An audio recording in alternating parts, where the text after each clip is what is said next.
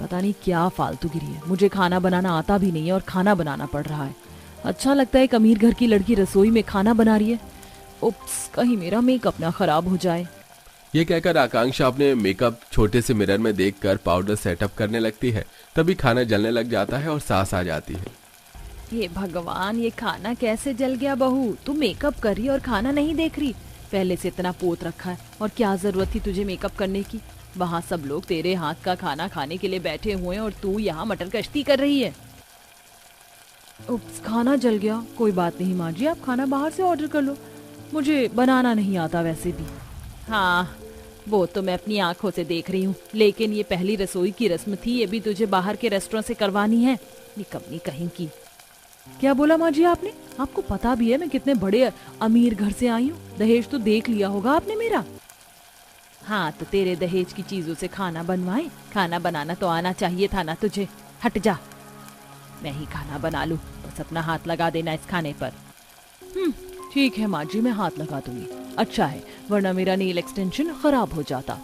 फिर करुणा जला हुआ खाना हटा देती है और खुद से छोले पूरी सब्जी रायता बनाकर तैयार कर देती है, जिस पर अमीर बहू का हाथ लगवा देती है और सब खाना खा पाते हैं।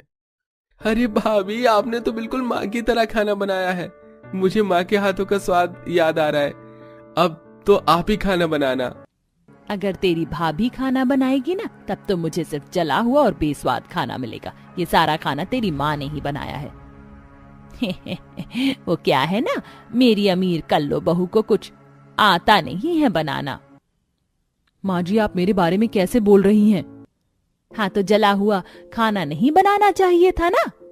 ये भगवान, कैसे नखरे दिखा रही है, जैसे कि कहीं की पटरानी हो। काली मटर सी तो शक्ल है, तो ये हाल है। अगर गोरी होती तो पता नहीं कितना नाक में दम करती। फिर खाना खाने के बाद सब बहू को नाम के लिए शगुन दे देते हैं। 2-3 दिन और गुजरते हैं। करुणा आकांक्षा को खाना बनाने को कहती है। खाना बनाने की कोशिश में वो फिर से खराब खाना बना देती है, जिसे खाकर घर वाले उगल देते हैं। अरे रहने दो, अब से तुम खाना बिल्कुल भी मत बनाना। करुणा, तुम किसी और से कह देना और खुद भी खाना बना लेना। हाँ जरूर। पता नहीं मैं क्या क्या सोचकर कितने अरमान से इतने बड़े घर की लड़की को अपने घर में लाई थी कि अच्छा अच्छा खाना बनाकर देगी, लेकिन मेरी तो जिंदगी ही बर्बाद हो गई। अब मैं अपने छोटे बेटे की शादी के लिए कोई ऐसी लड़की ढूंढूंगी जिसे कम से कम खाना बनाना तो आता ही हो। क्या बात है माँ जी, आप कुछ मिनमिना रही हैं? तेज बोल दीजिए। बहू, तेरे बारे में मैं कुछ नहीं बोल रही, समझी? ऐसे ही दिन गुजरते हैं। करुणा खुद खाना बना बनाकर और अमीर बहू के तेवर से बहुत ज्यादा परेशान थी। इस बीच वो गरीब घर की अच्छा खाना बनाने वाली दिव्या को अपने छोटे बेटे के लिए ढूंढ लेती है और झट से शादी कर देती है। जहां शादी के बाद पहली रस्म में वो बहुत अच्छा खाना बनाती है और अपनी बहू को अपने हाथ से सोने के कंगन पहनाती है। आहा, वाह वाह वाह, बहू ने इतना अच्छा खाना बनाया कि मेरा दिल खुश हो गया। देख रही है बड़ी बहू, खाना ऐसे बनाना चाहिए कि सबके चेहरे खिल उठे। तेरे जैसे नहीं कि तेरे ही जैसा बनाया हुआ खाना देखने को मिले, जला हुआ। माँ जी, आप फिर से मेरे स्किन टोन के बारे में बात कर रही है ना? हाँ, नहीं आता मुझे खाना बनाना। आपको चाहिए थी शेफ बहू, आ गई, उससे ही बनवा लेना। हाँ, उससे ही खाना बनवाऊंगी, लेकिन तू कब खाना बनाना सीखेगी? ओहो, ये घर की महिलाएं भी कितना युद्ध करती हैं। शुक्र है उस जमाने की नहीं है, वरना तलवार लेकर निकलती। बात तो सही है बेटा। ओहो, तुम तो चुप ही रहो। कुछ दिन गुजरते हैं। घर वाले छोटी बहू के हाथ का खाना खाकर बहुत खुश होते हैं। वहीं आए दिन आकांक्षा बड़ी बहू के खाने में कमी निकाल देती है, जैसे कि इस समय। दिव्या, तुम कैसा खाना बना रही हो? इसमें ना नमक है ना मिर्च। वैसे माँ जी तुम्हारी तारीफ करती रहती हैं। दीदी खाना बहुत अच्छा बनाए, बस नमक कम है। आप ऊपर से डाल लीजिए, मिर्च बिल्कुल ठीक है। अगर इससे ज्यादा आपको खाना है तो आप खा लीजिए। मुझसे ज्यादा आपको इस घर में टाइम हो गया और आपको मिर्च का अंदाजा नहीं है। 2 दिन की आई हुई मुझसे जुबान चलाने लगी। भूलो मत, तुम एक गरीब परिवार से हो और मैं अमीर परिवार से। जभी तो आपने खाना बनाना नहीं सीखा और माँ जी से इतना सुनती रहती हैं। कम से कम मैं सबको अच्छा खाना बनाकर तो खिला सकती हूँ, वरना आपके राज में तो ससुराल वाले भूखे ही रह जाएंगे। बस करो तुम दोनों लड़ना। फिर दोनों बहू चुपचाप खाना खाते हैं। ऐसे ही शाम के टाइम। अरे आकांक्षा बहू, जरा चाय बना दे। नहीं नहीं, तू मत बना, वरना अपनी जैसी काली चाय बना कर ले आएगी। दिव्या बहू, तू बना कर ला। हाँ हाँ माँ जी। ये कहकर दिव्या अपनी सास के लिए चाय बनाकर लाती है, जहां वो सास के सामने अपने हाथ को चाय से मैच करके दिखाती है। मेरे से अलग है चाय, दूध वाली चाय। हाँ हाँ ठीक है, अब मैच द फॉलोइंग मत करके दिखा। बड़ी बहू, तू छोटी बहू से खाना बनाना क्यों नहीं सीख जाती? कब तक जला हुआ बेकार खाना बनाएगी? जब तक आपको आदत नहीं हो जाती। आकांक्षा उठकर वहां से चली जाती है। कुछ दिनों में करुणा को समझ में आ जाता है कि वो बिल्कुल भी खाना बनाना नहीं सीखना चाहती, इसीलिए वो दोनों बहू की रसोई का बंटवारा कर देती है, जिसे सुन दोनों हैरान हो जाती हैं। माँ जी, मुझसे कोई गलती हुई है क्या? आप रसोई का बंटवारा क्यों कर रही हैं? सासू माँ, क्यों बंटवारा कर रही है? मुझे तो खाना बनाना भी नहीं आता। इसीलिए बंटवारा कर रही हूँ ताकि तुझे खाना बनाना आ जाए। वैसे भी तुझे बड़ी बहू के हाथ का खाना पसंद नहीं है, कभी वो नमक मिर्च डाल देती है, कभी कुछ, और अपने पति का अलग बनाएगी, और जहाँ मन करेगा मैं उस बहू के हाथ का खाना खा लूंगी। माँ जी, ये गलत है। कोई बात नहीं, मैं अपने लिए मैगी चाय कॉफी बनाकर रह लूंगी। काश दोनों बहू के बीच जो बंटवारा कराया उससे बड़ी बहू खाना बनाना सीख जाए, क्योंकि छोटी बहू तो रह ही लेगी।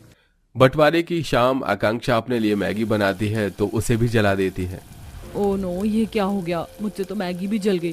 सच में मैं किसी काम की नहीं हूँ, पर कोई बात नहीं, भूख लग रही है, जल्दी से ऑर्डर कर देती हूँ। आकांक्षा रसोई में खड़े खड़े फोन पर खाना ऑर्डर करती है। इतने में जली हुई मैगी की बदबू से सास बहू आ जाती है। ये क्या किया आकांक्षा बहू तूने? मैगी भी जला दिया। सुबह तो तू बहुत कुछ बोल रही थी। तो क्या करूँ माँ जी, नहीं बनी मुझसे मैगी भी। चुल्लू भर पानी में डूब मर। 5 साल का बच्चा भी खुद से मैगी बना लेता है, पर तुझसे वो भी नहीं हुआ बहू? क्या दीदी, आप भाई साहब को क्या खाना खिलाओगी? कोई बात नहीं, मैं खाना बना दूंगी। नहीं बहू, मैंने बंटवारा इसलिए नहीं किया कि तू ही खाना बनाएगी, तभी आकांक्षा खुद अपने पति को खाना बनाकर देना चाहे जैसे भी दे। बंटवारे का मतलब यही है कि अलग अलग खाना खाना होगा आपसे। ठीक है माँ जी। फिर दिव्या अपने बंटवारे की तरफ खाना बनाना शुरू करती है और आकांक्षा गुस्से से मुंह फुलाकर कमरे में चली जाती है और उसके ऑर्डर किए खाने को ही दोनों पति पत्नी खाना खाते हैं। सुमित बिल्कुल भी बाहर का खाना खाकर खुश नहीं होता। मजबूरन कभी ड्राई फ्रूट्स तो कभी दूध पीकर ऑफिस चला जाता है। बंटवारे के दौरान आकांक्षा कभी खाना जलाती तो कभी खुद भी भूखे पेट रहती। वहीं दिव्या अच्छा अच्छा खाना बनाकर परिवार को खिलाती है, जिससे आकांक्षा का भी जी ललचाता है। ठीक है, इतने छोले भटूरे बनाए हैं, मैं भी छोले भटूरे बनाऊंगी। हाँ, क्या करना था, कुकर में छोले रखने थे। बनाती हूँ टेस्टी से छोले भटूरे, माँ जी को भी फक्र होगा। ये कहकर आकांक्षा कुकर में छोले उबालने के लिए रखती है और हेडफोन लगाकर साइड में मैगजीन देखने लगती है। आधे घंटे में काफी ज्यादा सीटी आ जाती है और इतने में रसोई में सांस आ जाती है कि कुकर फट जाता है, जिससे छोले और कुकर का ढक्कन हवा में उड़ जाता है। खुशकिस्मती से दोनों बच जाते हैं, पर डरे हुए भी थे। तभी छोटी बहू आती है। क्या हुआ माँ जी? जेठानी जी, आप दोनों ठीक तो हैं? ये अचानक से आवाज, हे भगवान, ये कुकर कैसे फट गया? ये निकम्मी बेलुड़ी बेड़ा गर्क करने वाली कल्लो बहू है ना, सब इसी की वजह से हुआ है। किस्मत है इसकी और मेरी कि मैं बच गई, और इस कुकर को भी मेरे आने पर ही ब्लास्ट होना था। अरे जब तुझे खाना बनाना आता नहीं है तो क्यों बनाने की कोशिश कर रही थी? कुकर में पानी होगा नहीं और फट गया। माँ जी, मैं देवरानी को देखकर छोले भटूरे बनाने की कोशिश कर रही थी। मेरा भी मन कर रहा था अच्छा खाना बनाने का, पर मुझे नहीं पता था कि कुकर फट जाएगा। तुझे पता है, आज कुछ भी हो सकता था, इसीलिए कह रही हूँ कि छोटी बहू से खाना बनाना सीख ले। अरे अगर कल को वो और हम सब घर वाले यहाँ नहीं हुए, रेस्टोरेंट भी बंद रहा, तो तू कैसे खाना खाएगी? थोड़ा तो खाना बनाना सीख ले, चाहे दाल चावल ही सही। मुझसे गलती हो गई माँ जी, पर अब से मैं खाना बनाना जरूर सीखूंगी। दिव्या, तुम मुझे सिखाओगी ना? हाँ दीदी, जरूर। अपने घमंड को छोड़ आकांक्षा अपनी देवरानी से खाना बनाना सीखती है, जिसके बाद खुद से खाना बनाकर घर वालों को खुश रखती है और करुणा बंटवारे को भी खत्म कर देती है। मेरी अमीर और गरीब दोनों ही बेटी की शादी की सालगिरह है। अब एक के घर जाऊं और एक के घर नहीं तो अच्छा थोड़ी ना लगेगा। मैं अपनी दोनों बेटी दामाद के लिए अपने हाथों का बनाया हुआ ड्रेस ले जाऊंगी, बस उन्हें पसंद आ जाए मेरा गिफ्ट। पर मेरी अमीर बेटी ने मुझे बुलाया नहीं है, उसने ऐसा क्यों किया होगा? अरे काम बहुत है, भूल गई होगी। अपनी दोनों बेटी की सालगिरह के लिए पार्वती बहुत खुश हो रही थी, पर ऐसा भी क्या था कि एक बेटी ने अपनी माँ को इनवाइट ही नहीं किया था और पार्वती को ऐसा लग रहा था कि काम में बिजी होने की वजह से भूल गई होगी। इन्हीं सब कश्मकश को जानने के लिए हमें कहानी में थोड़ा पीछे चलना पड़ेगा।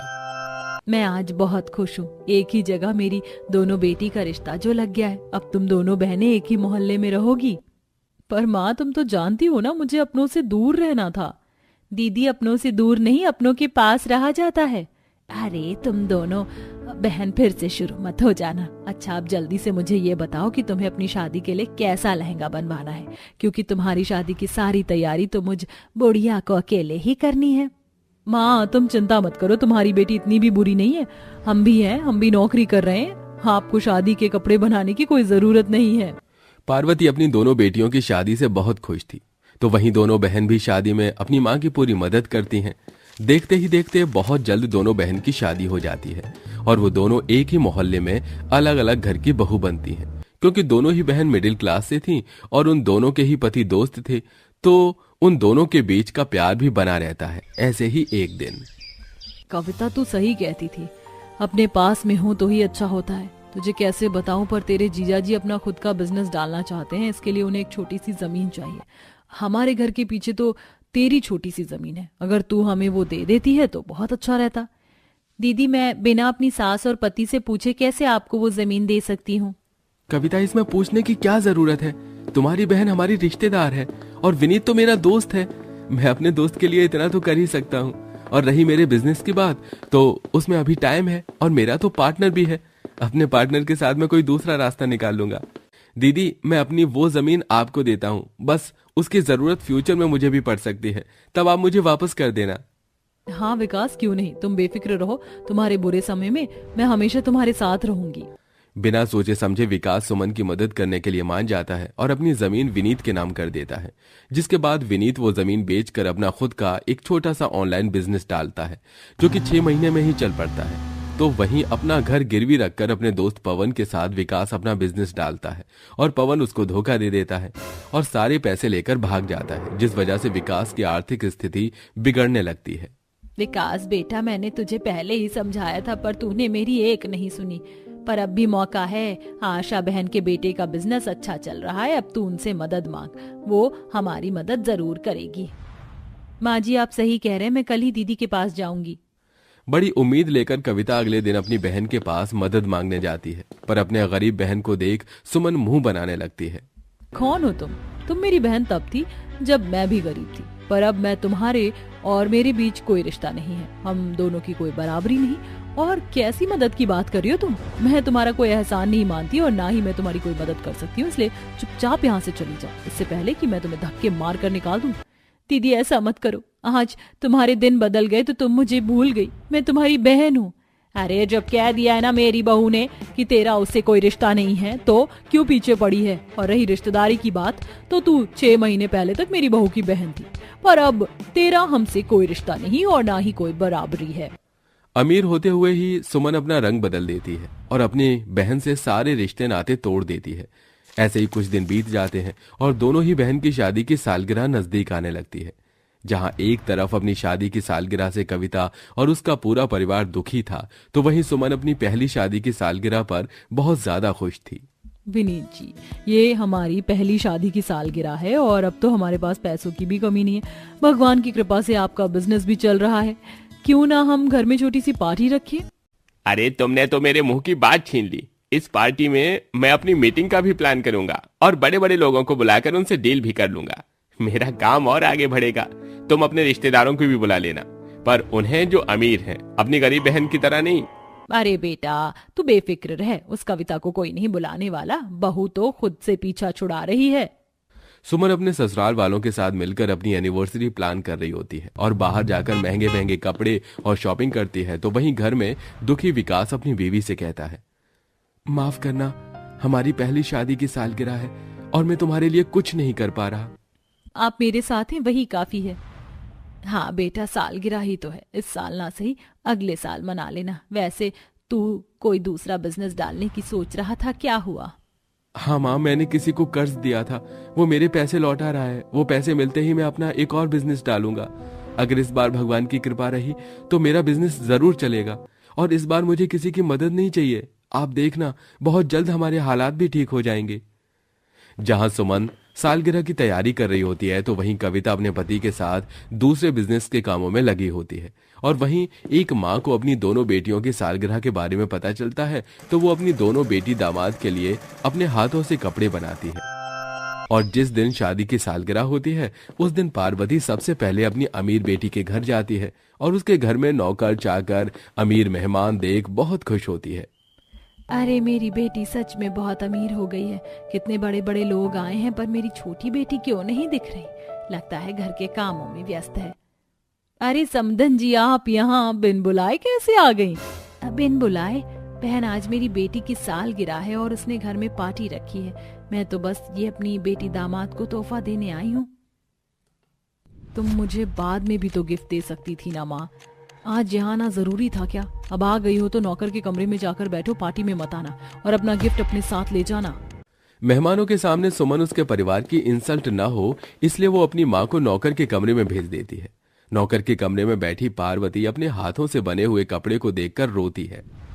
मुझे यकीन नहीं हो रहा कि मेरी बेटी के सर पर अमीरी का घमंड इतनी तेजी से चढ़ा है कि आज वो मेरे साथ इतना गंदा व्यवहार कर रही है। कितने प्यार से मैं अपनी बेटी की सालगिरह पर देने के लिए तोहफा लेकर आई थी और उसने मुझे नौकर के एक कमरे में बंद कर दिया। जब मेरी बड़ी बेटी ही अपनी नहीं रही तो मेरी गरीब बेटी मुझे क्या ही पूछेगी? वो तो अपनी गरीबी का दुखड़ा ही मुझे सुनाएगी। अपनी बेटी के पास रहने से तो अच्छा है कि मैं अपने टूटे घर में ही अकेले अपनी जिंदगी बिताऊं। सुमन की बातें पार्वती के दिल पर ऐसी लगती हैं कि वो बिना बताए वहां से अपना गिफ्ट लेकर जाने लगती है। पर शांति की नजर पार्वती पर पड़ जाती है और वो जबरदस्ती उसे अपने घर ले जाती है। और कविता अपनी माँ को देख बहुत खुश होती है। माँ, तुम यहाँ आई और बिना मुझसे मिले जा रही थी? क्या मैं तुम्हारी बेटी नहीं हूँ? वैसे आज हमारी सालगिरह है, देखो मैंने आपकी पसंद का खाना बनाया है। आपकी बहुत याद आ रही थी। मेरी पसंद का खाना? पर क्यों बेटा? इसलिए माँ, क्योंकि मैंने कहा है।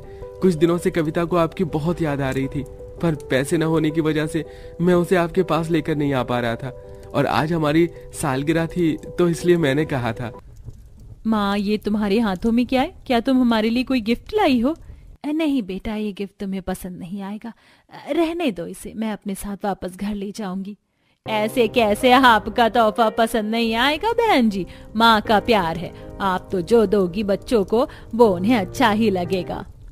अब जबरदस्ती कविता अपनी माँ के हाथ से वो गिफ्ट ले लेती है और खोलकर देखती है और कपड़े देख अपनी माँ को गले से लगा लेती है।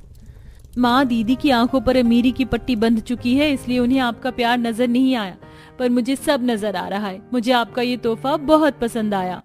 अपनी गरीब बेटी से मिलकर पार्वती के दिल को बहुत सुकून मिलता है और गरीब बेटी उसकी अच्छी सी खातिरदारी करती है। सब एक साथ बैठकर उस गरीब मढ़ई में सालगिरह की दावत का मजा लेते हैं और इसी तरह समय गुजरता है। बीतते दिनों के साथ कविता के हालात भी सुधरने लगते हैं और पार्वती की बड़ी बेटी तो घमंड में चूर होकर अपनी माँ को ही भूल जाती है, जिसके चलते पार्वती अब सिर्फ कविता से ही अपना रिश्ता रखती है और उसके घर आना जाना उसका लगा रहता है।